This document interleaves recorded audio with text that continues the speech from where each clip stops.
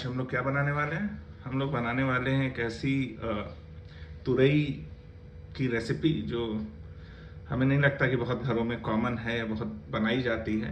लेकिन ये ऐसी रेसिपी है, अगर आप एक बार आपने इसको अपने घर पे बना दी या खिला दी तो आपको हर दूसरे तीसरे दिन पूरी गर्मी में फरमाइश की जाएगी कि वही वाली सब्जी बनाओ। जो तुरई नहीं भी खाता है वो भी ये सब्जी ज़रूर खाएगा। बहुत ही रिच ग्रेवी होती है इसकी। और ऐसा नहीं है कि तुरई जैसे हम लोग मानते हैं कि घर का खाना है, सादा खाना है, गेस्ट आते हैं तो हम लोग पनीर बनाते हैं या कुछ बनाते हैं या नॉनवेज बनाते हैं।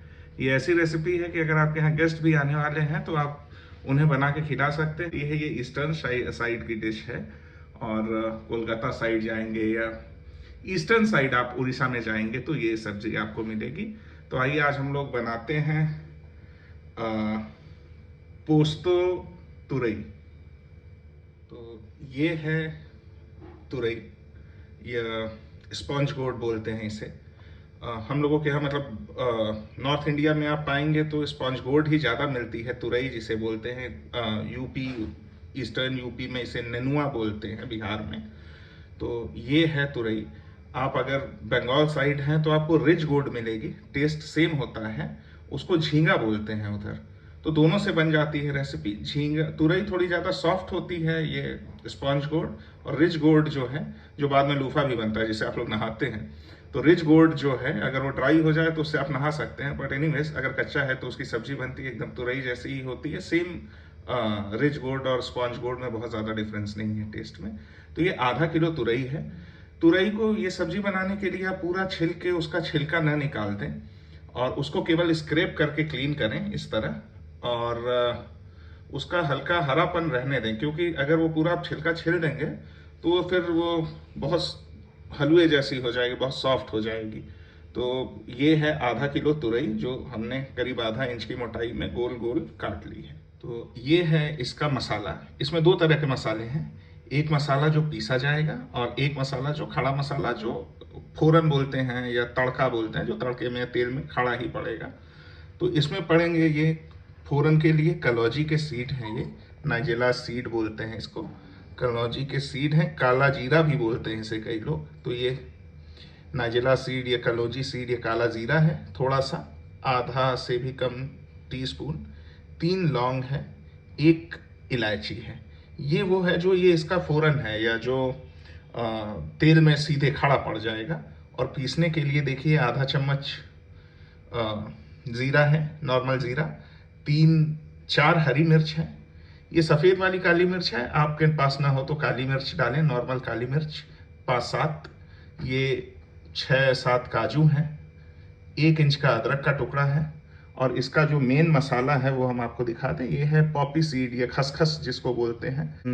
पोस्ता दाना जो है, या खसखस या पॉपी सीड, इसको आधा किलो जो हम लोगों ने तरोई ली है या तुरई ली है, उसमें ये 3 टीस्पून हमने डाला है। वो भी टीस्पून ऐसा हीप भर के नहीं, नॉर्मल 3 टीस्पून ये पॉपी सीड लिया है। और ये हल्दी है जो इसमें जाएगी। ये तो रंग के लिए, वैसे भी हर सब्जी में हल्दी हम लोग डालते ही हैं, तो थोड़ी सी हल्दी है। तो आइए अब ये मसाला पीसेंगे हम लोग। मिर्च, अदरक, काजू, काली मिर्च, ज़ीरा, ये पॉपी सीड या खसखस। और इसको पीसने का एक तरीका है कि पहले इसको मिक्सी में डाल दें और ड्राई इसको पीसें। 2-3 बार इसे मिक्सी में स्क्रैप करके ड्राई पीसें। अगर आपने भिगो के नहीं रखा है, जैसे हमने भिगो के नहीं रखा है, तो इसको ड्राई पहले पीस लें, फिर थोड़ा थोड़ा पानी डाल के पीसें, नहीं तो ये पोस्ता दाना अच्छे से पिसा नहीं पाता है। और अगर आप इसे भिगो के रख देंगे तो पोस्ता दाना अच्छे से तुरंत एक साथ ही पिसा जाएगा। तो ये है वो मसाला जो हम लोग पीसने के लिए निकाले थे। देखिए ये इस कंसिस्टेंसी का हमने पीस लिया है। तो इसमें कढ़ाई हम लोगों ने रख ली है। और आप जो भी ओपन पैन में ही बनाएं इसे, लेकिन इसे ढकना पड़ेगा, ढक के बनेगी ये सब्जी। तो जैसा आप जानते हैं कि तुरई बहुत फ्राई नहीं की जाती है, तो ये हम लोग ढक के ही बनाएंगे। तो पैन में 3 से 4 बड़ा चम्मच तेल ले लिया है हमने। तो ये तेल अब हम लोगों का गर्म हो गया है। तो देखिए भाप निकल रही है तेल से। तो वो जो खड़े मसाले हम लोगों ने लिए थे, ये 3 लौंग, इलायची और काला जीरा या कलौजी के बीज, ये इसमें डाल देंगे। ये कलौजी के बीज डाल दिए। ये 3 लौंग है और ये एक इलायची, इसको हल्का सा सॉटे करेंगे। इसी समय इसमें आप ये जो तुरई काटी थी ये डाल दें और इसके साथ थोड़ी सी जो हल्दी हम लोगों ने रखी थी वो डाल देंगे। हल्दी 1/4 चम्मच के लगभग हमने डाली है, अंदाजे से ही डाली है। आप चाहें तो 1/4 टीस्पून हल्दी इसमें ले लें और इसको हल्दी को तेल तक मिक्स होने तक इसको मिक्स करते रहें। बहुत ज़्यादा मिक्स नहीं करना है, थोड़ी हमें हल्दी कम लग रही थी तो हमने और ऐड कर ली है। अब ये जो तुरई डाली है इसे हम लोग ढक के रखते हैं। तो इस तुरई को पैन में मीडियम टू लो आंच में ढके या मीडियम आंच पे ढके, आप मान लें। इसे हाई आंच पे तो नहीं पकाएंगे, तो मीडियम आंच पे ढके। करीब हम लोगों को 10 मिनट हो गए हैं, लगभग 9 से 10 मिनट। और ये हम खोल के दिखाते हैं। ऐसे जो ताज़ी तुरई होगी वो जल्दी गल जाती है, जो थोड़ी सी बासी होगी, वो सूखी हुई होगी, वो थोड़ा कम गलती है। ये देखिए हम आपको दिखाते हैं, ये इस तरह की हो गई है। और इसको हम दबा के भी एक बार दिखाते हैं कि ये लगभग ऑलमोस्ट 80% गल चुकी है। वो आप जब भी बनाएं इसे तो बीच में खोल के देखते रहें, क्योंकि ये जो आज हमने तुरई ली आज यहाँ पे बंदी है तो कल की मिली है, बहुत फ्रेश है नहीं। तो अब इसी समय ये तुरई करीब 80% हो गई है।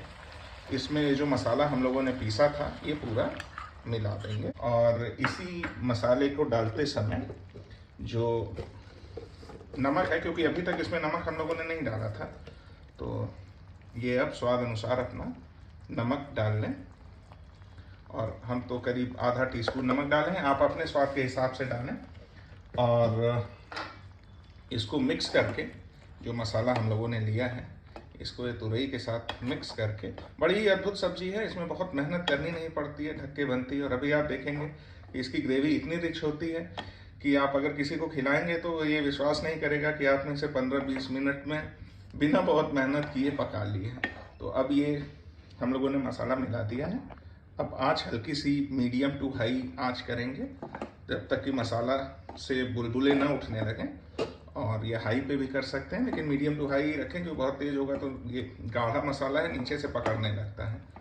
तो अब ये देखिए जैसे ये बुलबुले आने लगे, मतलब मसाला में जो पानी था वो गर्म हो गया है। अब इसको हम लोग ढक के और मीडियम फ्लेम पे 5 मिनट के लिए और पकाएंगे।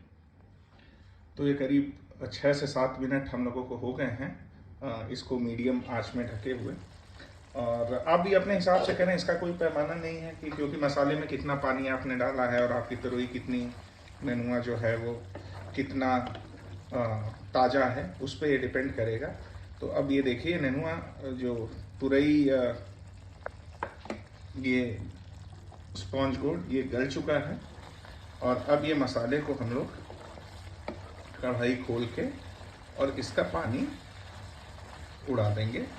इसी तरह खोल के चलाते हुए इसे हम लोग फ्राई कर लेंगे जब तक इसका तेल सेपरेट ना हो जाए। कभी कभी ऐसा होता है कि अगर आपका पानी कम है जो आपने मसाला पीसा है उसमें, तो ये ढकने में ही तेल सेपरेट हो जाता है, तो बस उसी समय आप इसे निकाल लें।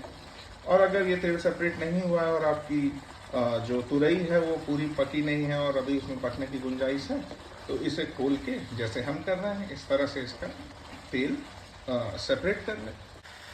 अब ये देखिए इसे भूनते हुए हमें 2 मिनट के लगभग हो गए हैं और ये जो ग्रेवी थी उससे सारा पानी ख़त्म हो गया है और तेल जो है वो लगभग बाहर आने लग गया है। इस समय इसे थोड़ा चलाते रहें ताकि ये कढ़ाई से चिपके नहीं, क्योंकि ये बहुत गाढ़ा मसाला है, काजू भी है इसमें, पेस्ट भी है, तो बड़ी जल्दी लगने लगता है। तो बस इसको चलाते चलाते तब तक फ्राई करना है जब तक कि ये तेल पूरा मसाले से अलग ना हो जाए। तो ये तेल हम लोग अब ये आप देखिए ये तेल ये अब मसाले से अलग होने लग गया है। तो बस जब ये तेल पूरा अलग हो जाएगा तो हम लोग ये गैस बंद कर देंगे और ये रेसिपी कंप्लीट हो गई है। तो हमें लगता है कि पूरा जितना भी तेल हम लोगों ने डाला था ये देखिए साइड में सब बाहर आ गया है और ये बन के कंप्लीट हो गई।